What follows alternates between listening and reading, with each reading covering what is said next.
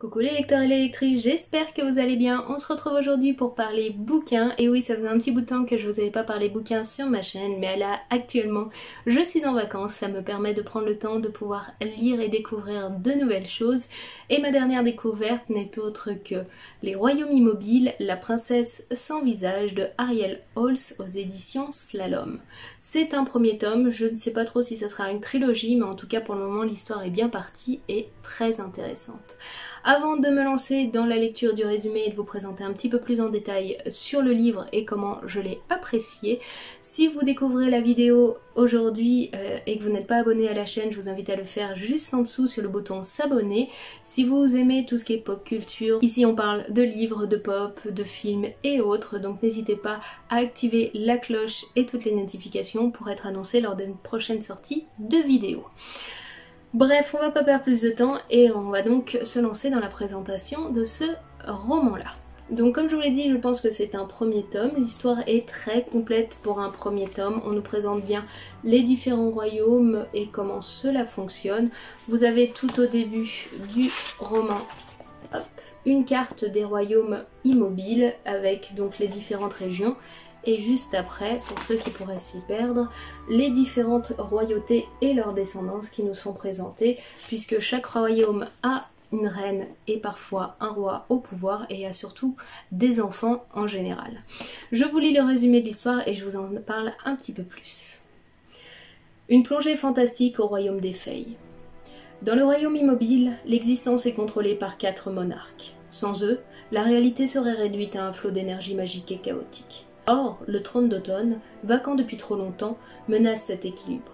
Il faut lancer un nouveau sacre. 7 jeunes femmes peuvent y prétendre. La compétition sera sans pitié. Ivy est candidate malgré elle. À 18 ans, elle a passé toute sa vie cachée derrière les murs de son manoir et les parois de son masque. Elle est une belle à mourir. Quiconque voit son visage est pris de folie meurtrière ou suicidaire.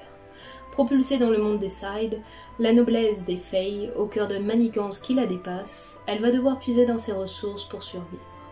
Un chemin qui l'amènera bien plus loin qu'elle ne l'aurait imaginé. Voilà pour le résumé de l'histoire. Donc pour l'histoire, en gros, on commence l'histoire avec les 3 reines qui contrôlent donc les 3 royaumes, été, printemps et hiver. Et bien sûr, le royaume de l'automne, depuis la dernière guerre, n'a plus donc de monarque à son trône. Et donc le Glimmer, ce qui fait la magie, envahit tout et détruit tout le royaume et menace d'envahir les autres royaumes. Par conséquent, pour une fois, les monarques sont d'accord pour lancer donc un sacre. Par contre, elles ne veulent que des femmes, puisque quand un homme est au pouvoir, on l'a vu avec l'ancien roi de l'automne, donc le roi gris, ça menace l'équilibre de tous les royaumes. Elles vont faire le choix de choisir 2 personnes par royaume, bien sûr comme elles pensent que personne ne se présentera pour le royaume de l'automne, elles vont présenter toutes deux candidates, mais à leur grande surprise, au moment de présentation des participants, Ivy va se présenter comme candidate pour le royaume d'automne et elles ne pourront pas la refuser. Ivy, c'est une jeune femme, mais pas n'importe qui. C'est donc la dernière héritière bâtarde du roi gris. Elle est mi-fée, mi-humaine. Elle a donc par conséquence des avantages des 2 races et ça lui donne beaucoup de notions et de différences par rapport aux autres fées. En plus de ça, elle est maudite, toute la lignée du roi gris l'est, et donc si elle ne porte pas le masque sur son visage, elle se retrouve à ce que les personnes qui la voient soit sont prises de folie meurtrière, soit se suicident devant elle. Ça lui est arrivé qu'une seule fois dans sa vie lorsqu'elle était enfant, elle s'était endormie, le masque a glissé, et la fée qui s'occupe d'elle et qui s'appelait Maurice a vu son visage et s'est suicidée devant ses yeux. Depuis, elle fait toujours attention à bien porter le masque sur son visage. Bref, elle va donc arriver au sacre, pas par choix, puisque elle a grandi depuis tout bébé au cœur de la forêt d'Evergreen, qui est donc au cœur du royaume d'automne, dans un manoir isolé de tous, dont seulement 3 personnes étaient au courant, enfin 4 avec son père, et les 3 bonnes fées qui se sont occupées d'elle. Dans les royaumes immobiles, il faut savoir que le royaume est divisé en 2 parties. Vous avez donc les Sides, qui sont les hauts elfes, si on veut en quelque sorte, ou les hauts fées, la race qui domine toutes les autres. Et vous avez donc les autres, ce qu'on appelle les boglings, qui sont un mélange entre fées et animaux en général, et eux sont considérés comme de la sous-race. Elles servent donc les sides, elles sont souvent serviteurs, esclaves, ouvriers, bref, elles vivent dans les bas-fonds et ne sont là que pour servir, elles n'ont pas d'autre choix. Notre jeune fille qui a donc évolué loin de tout ce monde de fées un peu spécial, etc., malgré que c'est une side de sang pur, elle se sent assez proche des boglings et ne comprend pas ce système de domination selon simplement si on est side ou bogling. Et donc elle est quand même complètement à part de tout le système préexistant des fées et de la monarchie qui existe en général. Et c'est ça qui est assez intéressant tout au long de l'histoire, puisque malgré qu'elle va se battre pour obtenir la place et le trône donc du royaume d'automne, elle est toujours en combat contre la vision et contre ce que font les fées aux autres fées juste pour dominer. Ça c'est très intéressant. Au passage, le royaume des fées et la plupart des fées side, donc les hautes fées on va dire, ce sont des fées qui sont cruelles, qui sont donc prêtes à tout pour le pouvoir et pour dominer, qui n'ont aucun scrupule à écraser les autres et autres. Bref, on est vraiment dans un univers où tout est dur, froid, cruel, perfide et autres, et c'est assez intéressant de lancer cette jeune fille qui est plus douce, plus naïve, mais qui pour autant ne se laissera pas faire. Au passage aussi, durant la lecture, vous allez aussi avoir ces petites accroches par rapport à des histoires bien connues de jeunes filles et autres. Personnellement, quand j'ai lu l'histoire d'Ivy, ça m'a un peu rappelé La Belle au bois dormant, avec cette jeune princesse retirée donc de la royauté et enlevée des bras de ses parents pour être élevée par 3 bonnes fées au cœur des bois, cachée de tous pour la protéger du monde et de sa malédiction. Il y a un petit côté comme ça. Ce qui est assez marrant, c'est que malgré le grand respect qu'a Ivy donc pour tous qui sont boglings et autres, les 3 fées avec qui elle a grandi, etc., se nomment donc nourrice, couturière et cuisinière, ce qui est assez étrange, mais voilà, elles n'ont pas de nom propre, elles portent ce nom-là en général. L'aventure est très intéressante, on passe donc avec Ivy les différentes épreuves du sacre.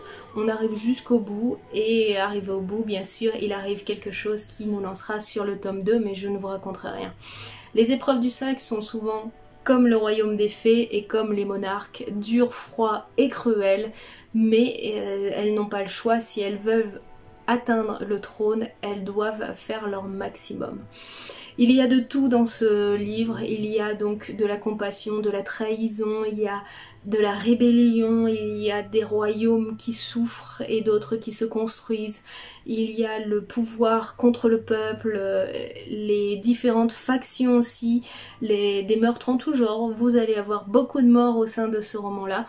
Bref, ça se lit très rapidement, il fait moins de 400 pages, l'histoire est vraiment très passionnante et très attirante. Je trouve que cette héroïne qui semble si douce et si naïve va quand même prendre le mors aux dents et donner son maximum pour pouvoir prouver qu'elle a sa place au sein des royaumes et que le trône d'automne, quoi qu'il arrive, lui revient, pour qu'elle puisse aussi à nouveau offrir un royaume plus en paix et plus en respect envers les différentes races de fées.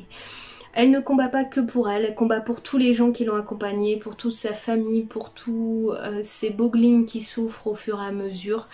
Elle gagne souvent le cœur des gens, mais pas forcément les bonnes personnes. Elle est manipulée, mais on ne sait jamais si réellement les personnes qui l'accompagnent sont de son côté ou l'utilisent simplement. Bref, c'est une histoire assez dur, il faut quand même s'accrocher, comme je vous dis, les fées et surtout tout ce qui est monarque et autres sont dures et cruelles. Elles n'ont aucun respect pour les autres races, si pour dominer il faut écraser, elles le font sans aucun scrupule, elles sont manipulatrices, orgueilleuses, et c'est parfois un petit peu dur à vivre même pour notre héroïne. Mais à côté de ça, on découvre des personnes qui sont à double face, plus intéressantes, plus poussées, plus maniables est plus agréable. Et notre héroïne est juste fascinante, et la voir évoluer autant entre les premières pages où elle vivait seule dans son manoir, assez naïve à être éduquée que par des livres, jusqu'à la fin où elle va se battre jusqu'au bout et va arriver un événement qui nous fait dire oh, il me faut le tome 2. C'est vraiment très très passionnant.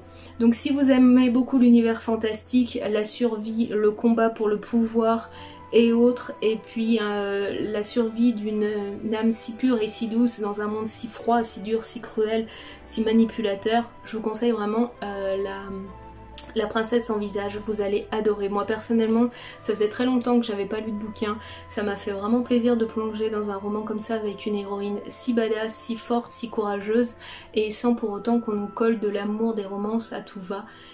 Il y en a un peu, mais c'est pas le thème principal et c'est ça qui est intéressant. Elle parle de complot, de trahison, d'amitié, de soutien, de découverte. Ça parle de très très bonnes choses et ça parle surtout du respect, de la prise de pouvoir, et que ceux qui sont souvent au pouvoir ne sont pas forcément les plus qualifiés ou les plus cléments envers ceux qui forment le peuple. Bref, j'ai adoré cette lecture, j'attends avec impatience l'année prochaine pour avoir le tome 2 et continuer les aventures d'Ivy. Et si vous êtes très fan de fantastique, je vous conseille vraiment La princesse sans visage de Ariel Halls aux éditions Slalom. Voilà les amis, on en a donc terminé avec la présentation du livre de cette semaine. Il y en aura un deuxième pour rattraper un petit peu toutes les lectures en retard, vous en faites pas. On restera dans du fantastique mais un petit peu plus jeunesse. Là on est quand même plus sur du young adulte réellement, puisque je vais vous présenter Skandar. En attendant, nous on se retrouve très bientôt. Je vous fais tout plein de bisous, je vous dis à très bientôt et ciao bye bye.